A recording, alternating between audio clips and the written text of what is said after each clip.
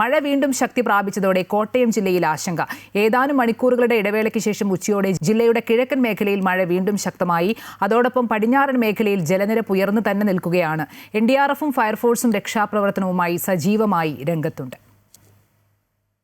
കോട്ടയം ജില്ലയിൽ പുലർച്ചെ മുതൽ ഏതാനും മണിക്കൂറുകൾ മഴ മാറി തെളിഞ്ഞ അന്തരീക്ഷമായിരുന്നു. എന്നാൽ ഉച്ചയോടെ വീണ്ടും സ്ഥിതിഗതികൾ മാറി. കിഴക്ക് പടിഞ്ഞാറ് വ്യത്യാസമില്ലാതെ കനത്ത മഴ പെയ്തതിനൊപ്പം റെഡ് അലർട്ടും പ്രഖ്യാപിച്ചു. ഇതോടെ ആശങ്ക കൂടുതൽ ശക്തമായി.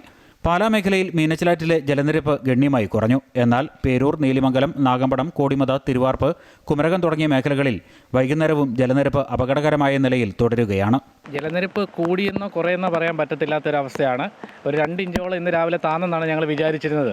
പക്ഷേ ഇപ്പോൾ വീണ്ടും ഈ മഴ വരുന്ന കാരണം വീണ്ടും വെള്ളം വരുന്ന പോലെയാണ് ഞങ്ങൾക്ക് തോന്നുന്നത്. കാരണം ഇങ്ങനെ കണ്ടിന്യൂസ് ആയിട്ട് മഴ നിന്നാൽ അത് ചീത്തയായിട്ടാണ് ഞങ്ങളുടെ അനുഭവം ഇതുവരെ ഉള്ളത്. നേരത്തെ വന്ന റൂട്ടിൽ കൂടെ അല്ല ഇപ്രാവശ്യം വെള്ളം വന്നത്. അതുകൊണ്ട് നമുക്കൊന്നും ചെയ്തു വെക്കാൻ നമുക്ക് പറ്റിയില്ലായിരുന്നു. കഴിഞ്ഞ പ്രാവശ്യം വന്ന വെള്ളം എത്തിയിട്ടില്ല. ഒരടി വെള്ളം കൂടെ വന്നു കഴിഞ്ഞാൽ 2018 ഒപ്പം വെള്ളം എത്തും.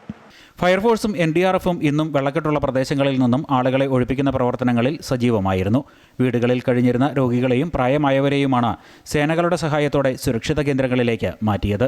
5-6 പേര് നമ്മളിപ്പോൾ വിളിച്ചു പറഞ്ഞിട്ടുണ്ട്. അവരെ നമ്മളിപ്പോൾ തന്നെ പോയി എടുക്കുന്നതായിരിക്കും. നമ്മൾ ഇന്നലത്തെ അപേക്ഷിച്ച് ശകലം വെള്ളം കൂടുതലുണ്ട്. എന്നിരുന്നാലും നമ്മൾ പാലാ ഭാഗത്തൊക്കെ വെള്ളം മഴ കൂടുവാണെങ്കിൽ അതിനനുസരിച്ച് വെള്ളം ഇവിടെ വരാൻ സാധ്യതയുണ്ട്.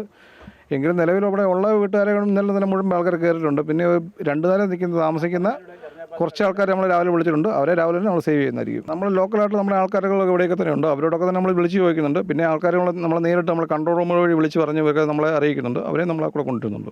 സ്വന്തം വീട്ടിൽ നിന്നും ബന്ധുവീടുകളിലേക്കും ദുരിതാശ്വാസ ക്യാമ്പുകളിലേക്കും മാറാൻ തയ്യാറാകാത്തവർ ഇനിയുമുണ്ട്. അടിയന്തര ഘട്ടങ്ങളിൽ സഹായത്തിന് താലൂക്ക് കേന്ദ്രങ്ങളിലെ കൺട്രോൾ റൂമുകളുമായി ജനങ്ങൾക്ക് ബന്ധപ്പെടാവുന്നതാണെന്ന് ജില്ലാ കളക്ടർ അറിയിച്ചു. അതിതീവ്ര മഴയ്ക്ക് സാധ്യതയുള്ളതിനാൽ ജില്ലയിൽ ജലവിനോദങ്ങൾക്ക് താൽക്കാലിക വിലക്കും ഏർപ്പെടുത്തിയിട്ടുണ്ട്. മണർകാട് പഞ്ചായത്തിലെ അർത്തൂട്ടിയിൽ ഇന്നലെ വെള്ളക്കെട്ടിൽ വീണ് കാണാതായ യുവാവിന്റെ മൃതദേഹം ഇന്ന് കണ്ടെത്തിയിരുന്നു.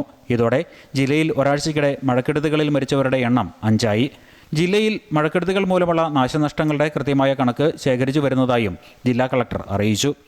അമൃത ന്യൂസ്, കോട്ടയം.